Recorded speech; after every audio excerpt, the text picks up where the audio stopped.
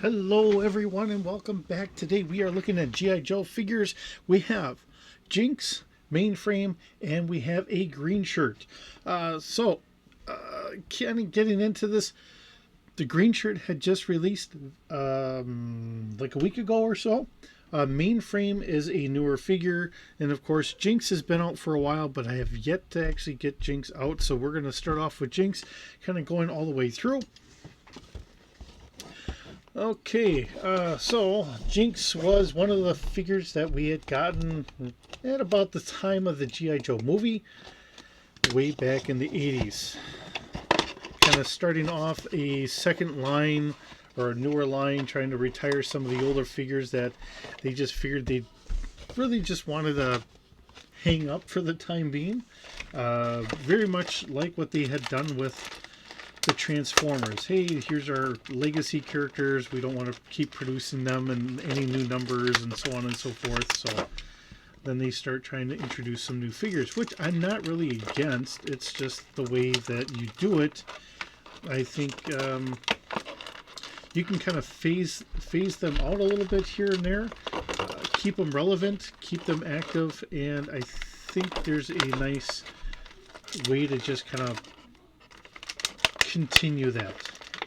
I'm having a hard time trying to get her out of here. All right.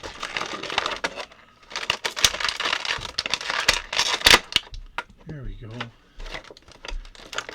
And we have two different sets of hands here, if I can get them out. All right. Of course, then we have her sword and an alternate face. There we go.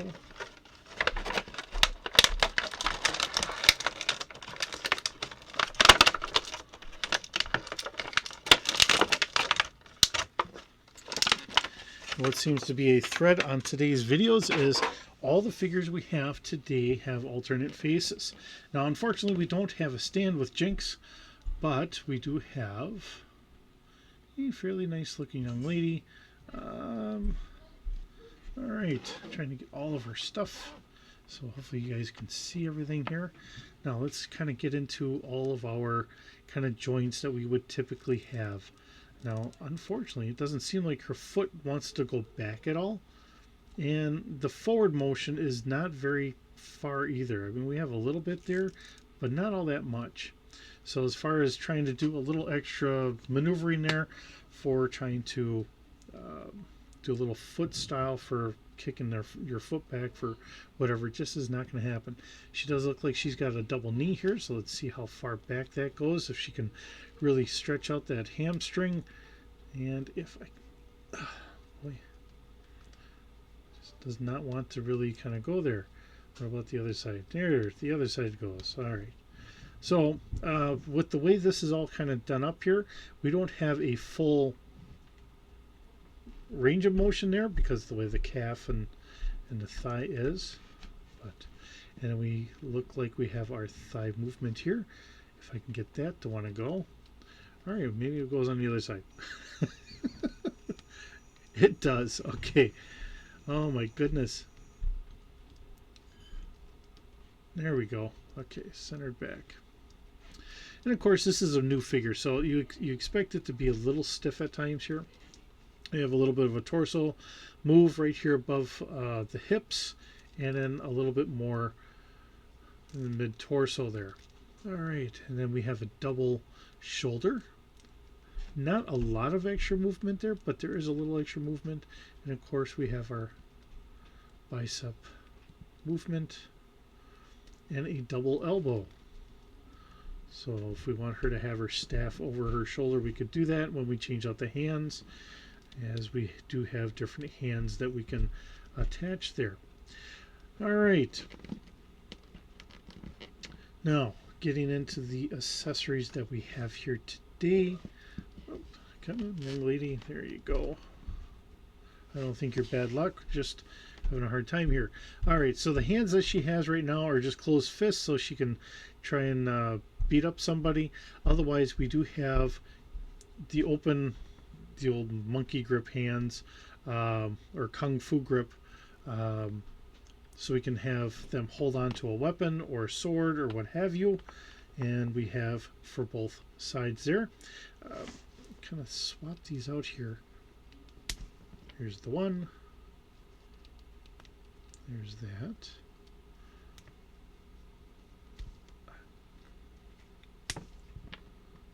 And there we go. Okay. All right. She does have a sword that we can put onto her back, so she can carry her sword there. And if we want to swap out the heads, we can do the heads. Personally, I think I'm just going to keep the head this way, and maybe try and get the bandana on here, if I can. This is a little bit rubber, or a little bit more of a rubber, kind of a rubber band feel. A little bit closer to like an O-ring. There we go. So we have that going. All right, kind of nicely done. Now she does have her staff. I don't know the proper name for this. I'm just going to be honest. It's not a bow staff because it's actually got the bladed kind of pike ends here. I've done martial arts. I've done some taekwondo. But I do not know the proper name for this particular weapon. And then, of course, she does have a katana with a nice curve there. And on the ends, it does have that kind of classic look there, because what they do is they actually put a kind of clay on here. So as they kiln it, it actually has a clay, so it actually tempers that a little bit more. I'm doing a very bad interpretation of how that's properly done. There's a lot of nice videos.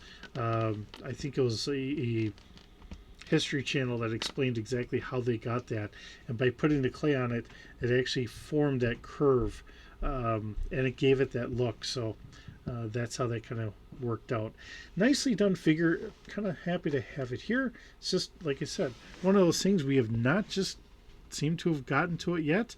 The other face covers her face, or the other head has the face covering, so it covers her face up pretty good. But seeing that she is a G.I. Joe, I figured it would be a little bit better if we keep her face visible, seeing that she is doing the greater good for everyone. All right. And then we have Mainframe. Okay. Now, as one of our tech specialists, kind of a iconic figure here, and all the gear that he comes with.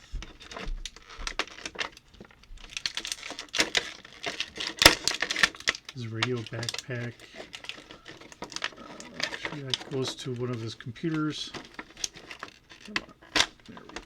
There we go.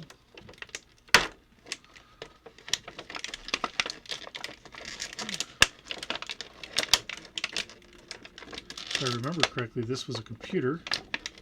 I'll get it opened up and find out for sure. Of course, then he's got a sidearm as well as a knife.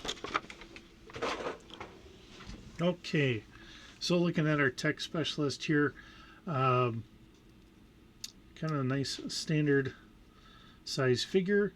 Of course, his ankle goes back and forth, but it does have a little bit of a limited move going, putting his toes down and up. Just very basic. It's not anything to, I don't think we're going to have a good kind of martial arts kick here out of him as well. Now his leg does go back up a little bit farther than what we had with Jinx here with the double knee. Worked out pretty good, as he's got knee pads here for all the different tech supplies or tech support he's got to do in a battlefield situation. And his knee seems like it's off a little bit over on the other side. Now we do have the thigh move, and of course then we have a torso twist, as well as this is going to be solid, but he can do his crunches. So if he's doing crunches or sit-ups, he can do that in a pretty good move there. Okay, and of course, you look at his shoulder here. They really gave him a good amount of maneuverability here. And then his bicep up here, and he's got a double elbow. So for trying to do all that. All right. Now let's get into all the tech that he's got here. We have plenty of holsters and tech gear here. And on his wrist, on his other hand here, looks like he's got a small computer. Looks like it could open up. I just don't know if it does or not. I don't think it does. I think I'm a little on the wrong side. Looks like it could. Also looks like whatever he's got here, like he's got a card deck going on the side there. I don't know if that comes out or not. Trying to grab at it, it doesn't seem like it does, so we'll just kind of leave it be. All right, now getting from there, we do have a standard helmet that he would typically wear. All right, we have his helmet on him. Looks good. We have his, as I knock Jinx over, we have his backpack here. Almost looks like that could have opened up, but not quite. It seems like a nice seam here, but I don't see where that does or does not open. I don't know if I'm breaking this or not. I think it's meant to stay closed, so I don't break it. We'll just kind of leave it be, I think. All right, and then because he's got the cable here, and I think that cable is going to go into his, if I can get it in here. There we go. I think one side fit in there better. All right. Set that on his back. Now this looks like it has a connection there. So this is all going to get connected, and his backpack, this doesn't want to sit in there as deep as what I think it should. All right, and this looks like a data port. So this should fit onto the backpack very much like so. So that way he could link that onto some other computer or something, or maybe that's the handset for his communications gear. And looking at all of his other communications gear, it looks like he has another radio, and this is the whip antenna folded over, and that should probably fit into his pocket here, I'm guessing. Seems like it fits pretty good there. Then we have his combat knife.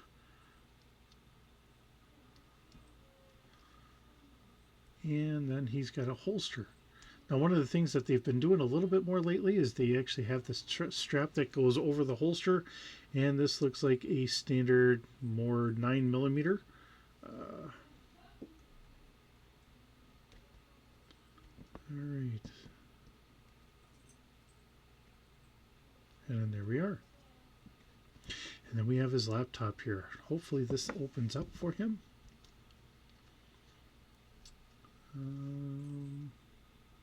It does. Okay.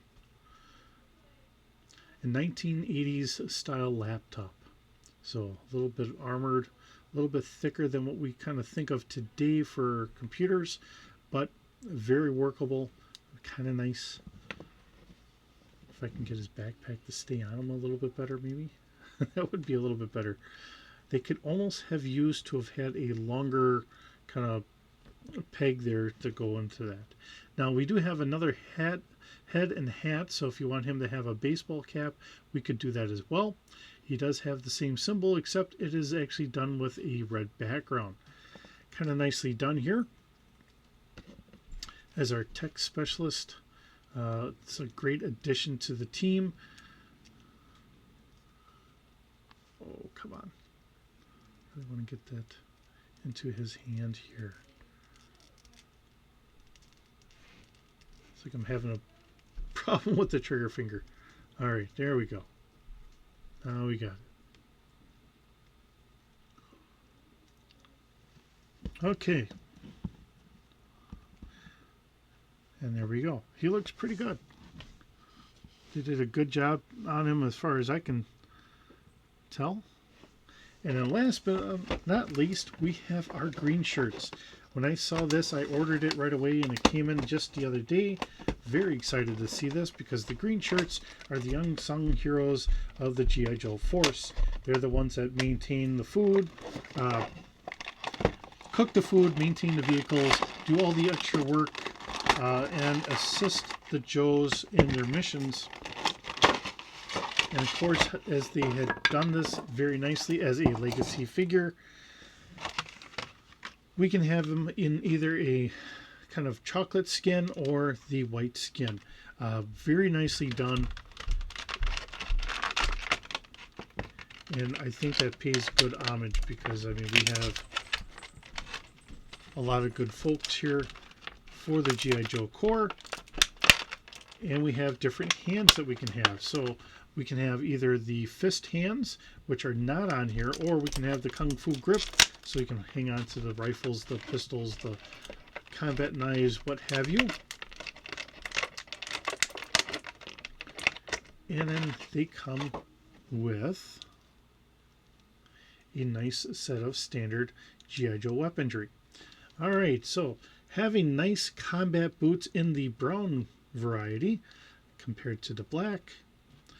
They do go back a little bit and come up, and then they can kind of twist so we can keep them level. And of course, because this is going to pop in there, we have a twist there right at the top of the boot. We do have a double knee joint,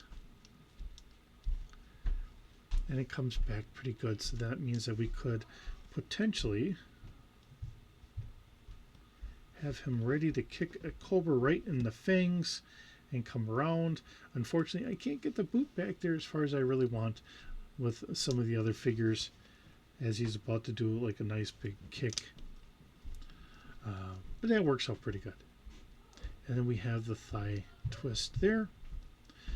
We have a torso twist, and then we can have him do sit-ups. So we can have him, as someone is sitting here, and he's got the double elbows. So let's see if we can actually kind of do, oh, come on.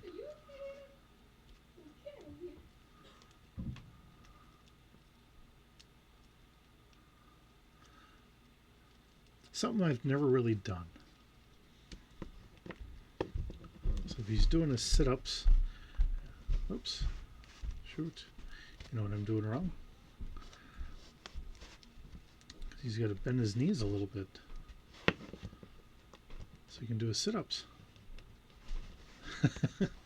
And he can do it very well. Very nice posable, so he can do all that stuff. Very nice and fitting.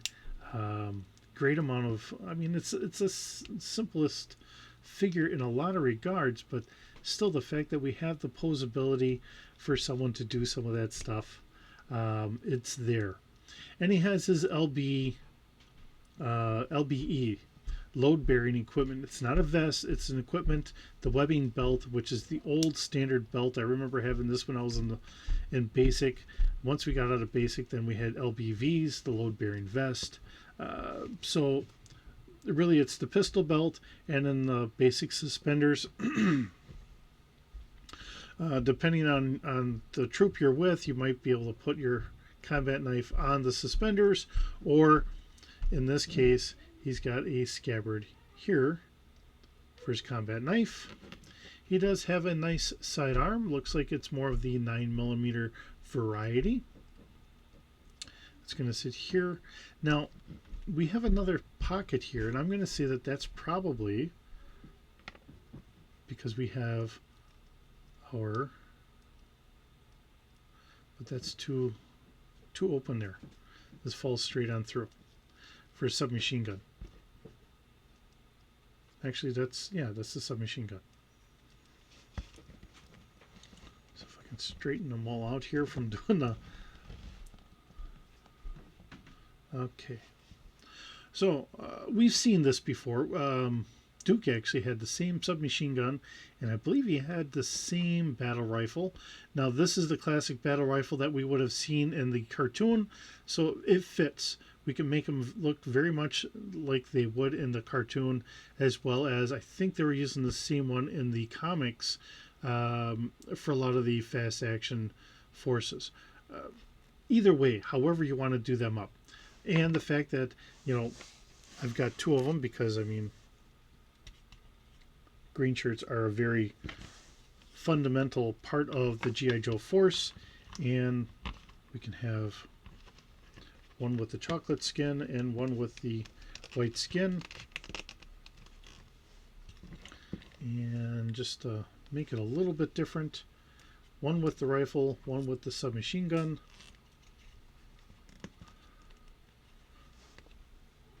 And it's very fitting. Oh, we got to get him his helmet. All right. Very nice looking figures. I was very ecstatic to be able to get these guys. Mainly because they are the unsung cornerstone heroes of the G.I. Joe force. Being able to have them, to me, is very iconic. Because we saw them so often in the background maintaining, the dragonflies, the sky strikers, the what have you. You'd pass them in the hallways and so on and so forth. So they're always there. They're always in the background. They're always helping the Joes. We may not know their names like we do with Jinx and Mainframe and Breaker and Sergeant Savage and all the other ones. But they're there. Sergeant Stalker.